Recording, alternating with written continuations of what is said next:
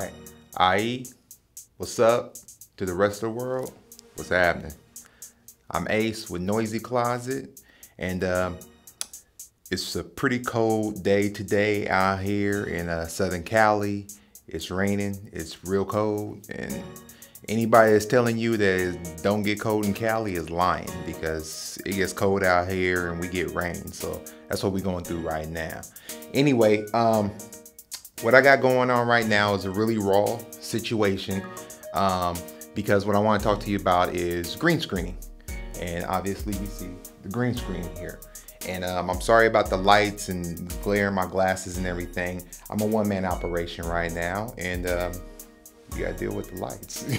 You know, sorry for being four eyes. You know, you can talk to my mom about that. So anyway though, we're gonna be talking about a raw set and green screen sets on photography shoots and also on video shoots, because there's a lot of similarities, but then there are things that are different.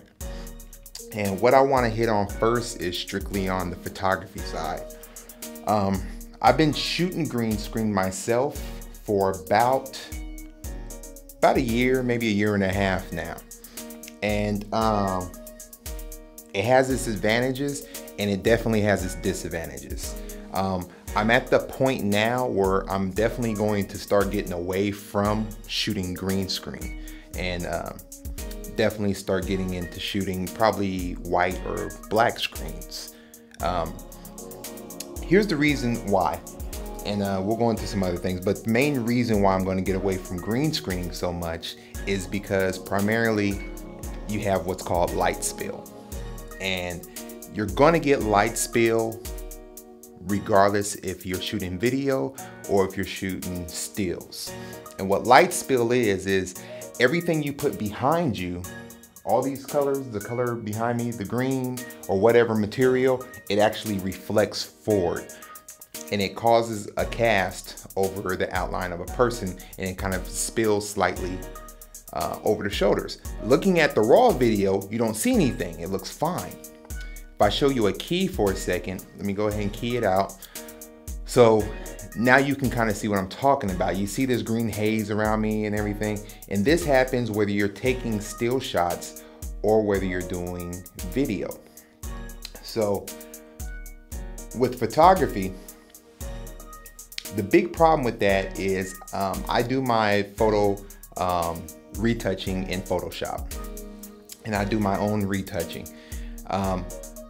What I find is, I found that trying to get rid of that light spill is too time consuming, because to be effective in this industry, especially if you're trying to make a living and you're trying to be productive, you don't want to spend a lot of time retouching things unnecessarily. You want to get as much done the right way in camera. And if you listen to any professional, they'll say that over and over again. And it's only people that probably haven't had the experience or haven't had to deal with the post process themselves are the ones that say, oh, well, let's worry about it later. When you're either doing it yourself or when you're on a limited budget, or you're trying to make things easier in life, whatever the case is, you want to try to get it right in camera. So if you are going to shoot green screen, blue screen, red screen, whatever screen you decide for your still images, that's fine. But just keep in mind you will be getting a light spill. Now, some of the things you can do to eliminate light spill is you can have different color temperature lights set up. So for me, I have daylight on me, and then I have different lights for the background. I don't even know which bulbs I have in here right now. But anyway, that's one thing that help. You won't see it so much with the naked eye, but the computer is able to get a slight difference from the tones that are coming off, and it can help separate. Doesn't help that much with light spill. One thing that does help with light spill, if you're shooting stills, is flash photography helps slightly, but once again, it's still a problem. One thing that I found as a great solution, I can't eliminate the light spill, but one thing that helps a lot is if I do backlighting. So if I have some LED lights or any kind of flash to throw another light from behind and cause a different light spill, then that helps offset the green light spill. So I hope that makes sense. And I'm really trying to let you know, because a lot of people now are getting into shooting green screens or trying to find out about it. And there's a lot of advertising for how easy it is. And it's great, but you really need to understand the application properly. So when I'm shooting a still and I shoot on a green screen, if I go back into Photoshop, there are many techniques for doing everything in Photoshop. But just off the top of my head, one way that something could be done is you go into color range, you pick out your green, and I'll try to put up some examples here. And you pick out your green or your background, whatever the color is. You make sure your subject doesn't have any tones on that match that. And you knock it out. And then you try to make a nice mask. Make sure you use refined mask, different things like that. There's tons of tutorials dealing with that. I'm gonna definitely try to put links up for you guys. But still, you're gonna have these green tones coming off. It reflects in glasses, it reflects on jewelry, comes on the clothes, and you have to go back and fix all that, and you have to get rid of this green, but you don't want to keep on cropping your image. You don't want to keep cropping the shoulder down and cut it out. It's unnatural, it's unprofessional. So one way that I found that works, if you are in that situation, I cannot remember the lady's name off the top of my head. I'll put a link for you, but she's a genius with Photoshop. And one thing that she does is you do an overlay color. You try to match a skin tone, get your brush and brush over it and find a overlay. Do it as a layer overlay, maybe soft light, something like that, and blending mode. And then basically it helps conceal that light spill. So those are the situations you're going to end up with. What I found is there's another photographer I truly admire, and I'm not remembering his name off the top of my head. I have a bad memory, you guys will learn this. But he's actually colorblind, and he just shoots on white. And the advantage there is you don't have to worry about this green light spill. You're still getting light spill. You can't avoid that realistically. But because it's white, it's going to blend much better. It's going to be easier in the post process. It's a lot easier to work with. Of course, what you run into when you shoot white is you need to make sure you understand your lighting setup. Are you shooting with continuous lighting? You're shooting with flash, and if you are, knowing how to set it up so that the exposures are correct. So that's the thing there, but still overall, that's something you should know. I mean, we want to be professionals, we want to be artists, we should know our tools properly. So shooting on a white background or sometimes on a black background, I'm finding work a lot better than shooting on a green screen for still photography.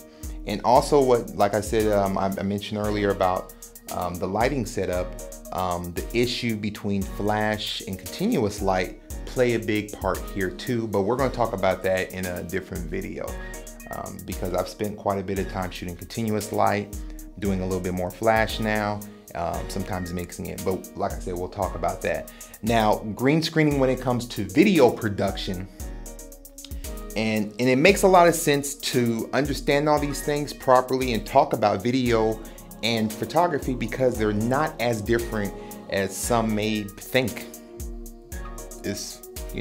A video camera is a still camera with motion, So when you're shooting video, shooting green screen makes perfect sense.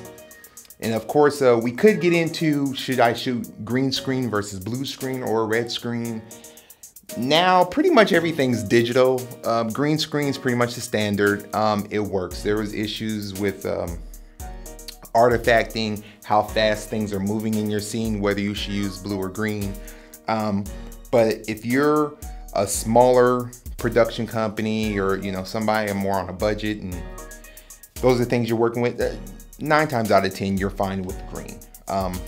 But if you do have questions on differences between green, blue, and different colors, send me a message, and we can go into that further.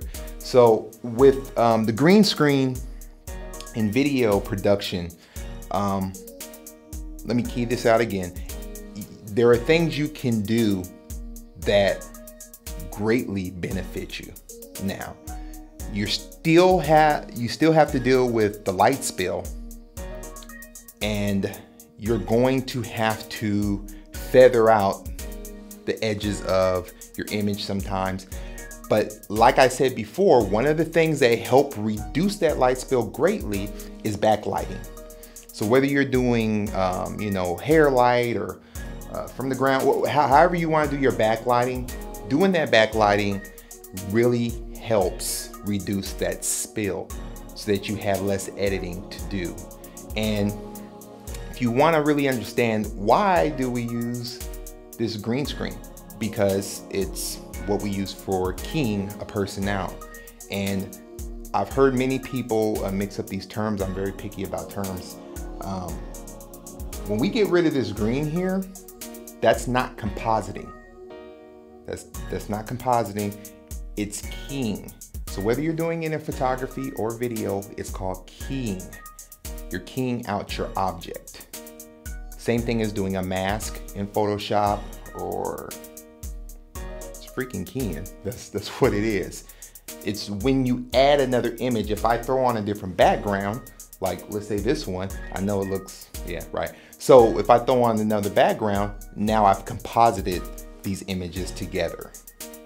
Yes, this is cheesy, but I hope you get the idea. So if I wanted to do something where I take my arm and I put a green band on my arm, I can take that in the computer, key out the green part, and composite in robotic parts moving around. And that's how it'll look like, oh man, his arm, he's a cyborg or whatever. Those are the things that you do with green screening. So those are to your benefit. So I just wanted to briefly go over that. If there is something I'm not covering for you, or something you missed, didn't understand, please let me know. I'm here to help. Once again, this is Ace with Noisy Closet. Make sure to subscribe, leave comments, like, repost, all that good stuff that we all do. And I'm going to be leaving links to everybody I was referring to also. I'm sorry I forgot your names, but I highly respect you. So I'll see you later.